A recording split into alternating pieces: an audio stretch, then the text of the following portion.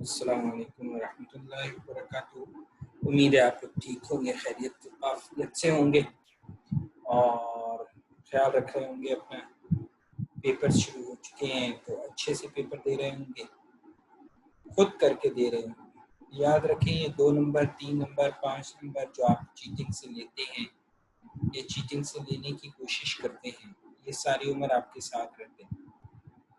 इन 3 नंबरों से आप ज़िंदगी में कुछ भी नहीं हासिल कर सकेंगे, और अगर कुछ हासिल कर लेंगे तो वो इंतहाई टेम्परेरी होगा, और अगर टेम्परेरी नहीं होगा तो इंतहाई खोखला होगा, जो सारी उम्र आपको खुशी नहीं दे सकेगी।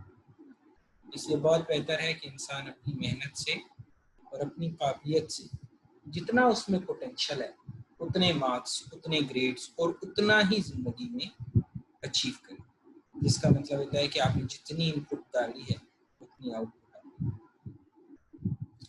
खैर जी, ये भाषण तो आप लोगों ने वैसे भी फ्लश कर देना है, तो आगे चलते हैं। कुछ स्टूडेंट्स ने कहा कि बुलविप और स्नोबॉल के बारे में दोबारा अगर एक लेक्चर अपलोड हो जाए, क्योंकि इसके ऊपर क्लास में तो डिस्कशन हुई थी लेकिन ऐसा कोई मटेरियल नहीं था जिससे आप लोग याद कर सकते, जिससे आप लोग दोबारा से इसको रिवाइज कर सकते। तो इसलिए आज का लेक्चर है, कोशिश करेंगे इसको शॉर्ट रखें और क्विकली आपके साथ ये दोनों कॉन्सेप्ट डिस्कस कर लीजिए। So the first topic that we are going to discuss is bullwhip effect. So as you can see, bullwhip effect starts from the customer. ठीक है, कस्टमर से या कस्टमर वाली साइड से स्टार्ट होता है और अपस्ट्रीम जाता है। कस्टमर डिमांड में थोड़ी सी वेरिएशन करता है based on the lack of trust, the lack of coordination between customer and retailer. Customer को अपने रिटेलर पे इतना ट्रस्ट नहीं होता कि वो जो मैं डिमांड दे रहा हूँ क्या वो पूरी कर सकेगा या नहीं, तो इसकी वजह से वो बैकअप क्रिएट करता है अपने लिए। यही काम रिटेलर करता है होलसेलर या डिस्ट्रीब्यूटर के साथ, डिस्ट्रीब्यूटर मैन्युफैक्चरर और अल्टीमेटली मैन्युफैक्चरर सप्लायर के साथ। और ये इफेक्ट थोड़े से बढ़ के ज्यादा होता होता होता इस मैग्नीट्यूड पे चला जाता है कि जहां सप्लाई चेन को बहुत ज्यादा नुकसान उठाना पड़ता है।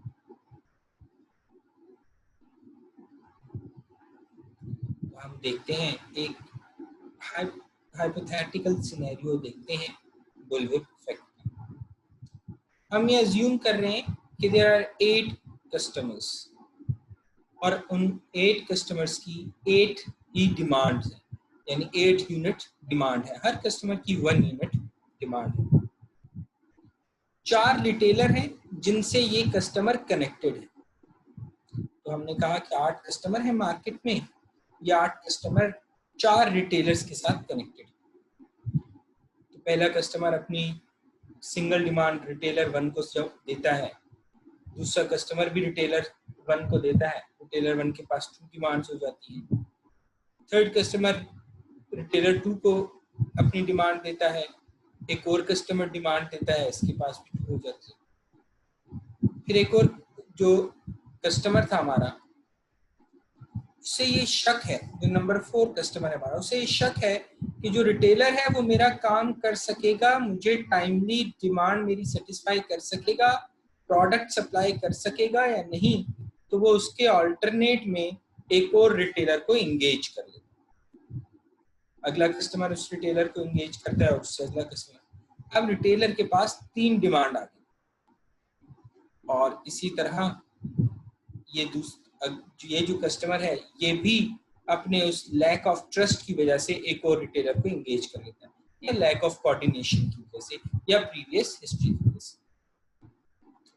अब होता ये है कि हमारे पास 8 यूनिट्स डिमांड थी कस्टमर्स की, लेकिन जो रिटेलर के पास डिमांड आई है दैट इज 10। 2 इसमें अब क्या है, एग्जिजरेशन है, 2 एग्जिजरेटेड डिमांड है। और अभी हम एक सिनेरियो देख रहे हैं खाली जो कस्टमर से इनिशिएट हो रहा है, जिसमें हम कह रहे हैं लैक ऑफ ट्रस्ट है या लैक ऑफ कोऑर्डिनेशन। ये 4 रिटेलर्स 2 डिस्ट्रीब्यूटर्स के साथ कनेक्टेड है।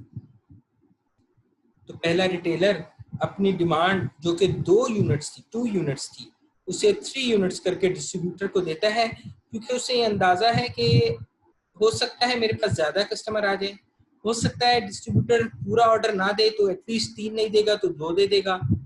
ये हो सकता है कि 3 यूनिट्स के ऊपर डिस्ट्रीब्यूटर ने कोई डिस्काउंट सेल लगाई हुई हो, तो अब रिटेलर के पास क्या मुख्तलिफ रीजंस की वजह से रिटेलर 3 यूनिट्स ऑर्डर कर सकता है। जो दूसरा रिटेलर है वो 2 यूनिट्स एक डिस्ट्रीब्यूटर से और 2 यूनिट्स दूसरे डिस्ट्रीब्यूटर से एंगेज करता है। ये रिटेलर थोड़ा ज्यादा हम कह सकते हैं लालची है, या थोड़ा ज्यादा जज्बाती है, या ओवर स्पेक्यूलेशन कर रहा है, या अपने पास डिमांड को ज्यादा करवाना चाहता है, अपने पास सप्लाईज ज्यादा करवाना चाहता है, या लैक ऑफ ट्रस्ट है, या लैक ऑफ कोऑर्डिनेशन है डिस्ट्रीब्यूटर के साथ, या किसी किस्म का रिस्क एसोसिएटेड है जिसकी वजह से ये चाहता है कि मेरे पास ज्यादा स्टॉक आ जाए, मैं अपने पास संभाल के रखूं, but he orders extra stock. और इस तरह बाकी दोनों रिटेलर भी एक एक यूनिट एक्स्ट्रा अपने लिए मंगाते हैं, और अल्टीमेटली जो डिस्ट्रीब्यूटर के पास डिमांड है वो हमारे पास 15 यूनिट्स होती है। तो वो डिमांड जो कस्टमर से 8 यूनिट स्टार्ट हुई थी वो डिस्ट्रीब्यूटर तक आते आते 15 हो गई। ये डिस्ट्रीब्यूटर उस मैन्युफैक्चरर को ऑर्डर पास करते हैं और अपने लिए सेफ्टी स्टॉक के तौर पे एक्स्ट्रा यूनिट्स मंगा लेते हैं। अब ये सेफ्टी स्टॉक का लेवल क्यों मैनेज खुद से कर रहे हैं? क्योंकि इनका जो ओवरऑल सप्लाई चेन में ट्रस्ट है, ओवरऑल सप्लाई चेन में विजिबिलिटी है, कोऑर्डिनेशन है, वो नहीं है। अब जो 8 डिमांड थी कस्टमर की वो 20। अब इसमें हर जो सप्लायर स्टेज है, यानी रिटेलर सोच रहा है कि कस्टमर की एक्चुअल डिमांड है, डिस्ट्रीब्यूटर सोच रहा है कि रिटेलर ने मुझसे कोई एक्स्ट्रा डिमांड नहीं मांगी, जो उसकी हकीकी डिमांड है उसने वही मांगी है। और इसी तरह मैन्युफैक्चरर भी ये सोच रहा है कि डिस्ट्रीब्यूटर के वाकई 20 यूनिट्स रिक्वायर्ड है, तो मैन्युफैक्चरर भी अपने लिए सेफ्टी स्टॉक के तौर पे 4 यूनिट एक्स्ट्रा सप्लायर से बनवा। अब आपने देखा कि वो डिमांड जो 8 यूनिट कस्टमर से स्टार्ट हुई थी वो सप्लायर तक आते आते 24 यूनिट्स हो गई। अब आप इनको अगर कंपेयर करेंगे तो आप देख लें कि कितनी ज्यादा इन्वेंट्री अब जनरेट होने वाली है। मैन्युफैक्चरर सप्लायर तो इन 24 यूनिट्स का जो मटेरियल है वो प्रोवाइड कर देगा, मैन्युफैक्चरर उसे प्रोड्यूस करके डिस्ट्रीब्यूटर पे जब पुश करेगा कि यार मैंने तुम लोग एक्स्ट्रा लो, तो वो कहेंगे हमने तो पहले से एक्स्ट्रा ऑर्डर की हुई थी। इसी तरह डिस्ट्रीब्यूटर रिटेलर पे पुश नहीं कर सकेगा, रिटेलर कस्टमर पे पुश नहीं कर सकेगा। होगा क्या?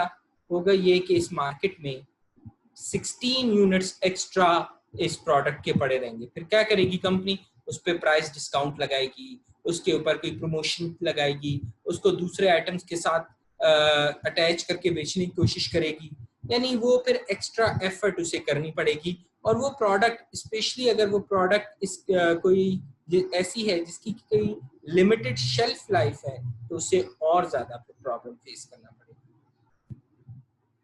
यहाँ प्रॉब्लम है लैक ऑफ कोऑर्डिनेशन का, प्रॉब्लम है लैक ऑफ ट्रस्ट का, प्रॉब्लम है एक दूसरे से डिस्कनेक्टेड।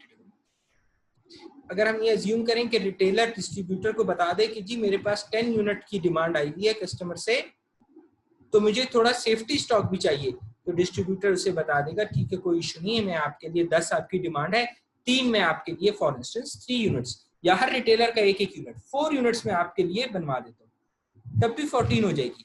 लेकिन फिर डिस्ट्रीब्यूटर मैन्युफैक्चरर को भी बताएगा कि जी रिटेलर की डिमांड 10 है, 4 यूनिट हम बना रहे हैं सेफ्टी स्टॉक के लिए, तो मैन्युफैक्चरर फिर 4 यूनिट से सेफ्टी स्टॉक बनाएगा। तो उस केस में क्या होगा? एट मोस्ट जो सप्लाई चेन है उसके अंदर 4 to 5 यूनिट्स या 6 units extra, which is much less than whatever the scenario right now is in front of us. तो जब ये जो प्रॉब्लम्स हैं जिनकी वजह से बुलविप होता है, और बुलविप इफेक्ट को अगर हमें सिंगल वर्ड में बताना हो तो we can say that it is excessive inventory in the supply chain. Moving on to another problem, which is snowball problem. As you might see, snowballs जो होते हैं वो टॉप से बॉटम की तरफ आते हैं, यानी उनकी जो ओरिएंटेशन होती है वो डाउनवर्ड होती है। इसका मतलब ये है कि ये जो सप्लाई चेन में ये डाउन स्ट्रीम आते हैं, यानी सप्लायर वाली साइड से शुरू होके नीचे की तरफ आते हैं, कस्टमर्स की तरफ आते हैं। अब बुलविप इफेक्ट में, तो सॉरी स्नोबॉल इफेक्ट में होता क्या, आपके पास सप्लायर है, उसने आपसे एक दिन वादा किया है मैन्युफैक्चरर को कि जी मैं आपके इस डेट को सप्लाईज पहुंचा दूंगा, और उस सप्लाईज की बेसिस पे मैन्युफैक्चरर ने अपने प्रोडक्शन रन को प्लान किया हुआ है, अपने उस मैन्युफैक्चरिंग रन को प्लान किया हुआ है और वो उसे स्टार्ट करेगा। हमने पहले बात की भी है कि जब मैन्युफैक्चरर है उसे सेटअप की एक सर्टेन कॉस्ट होती है। वो जो प्रोडक्शन सेटअप लगाता है, वो जो ऑपरेशन सेटअप लगाता है, जिसके अंदर वो एक सर्टेन बैच प्रोड्यूस करता है, उसकी अपनी एक कॉस्ट होती है, उसके लिए सर्टेन रिक्वायरमेंट्स होती हैं जो उसने पहले से पूरी करनी।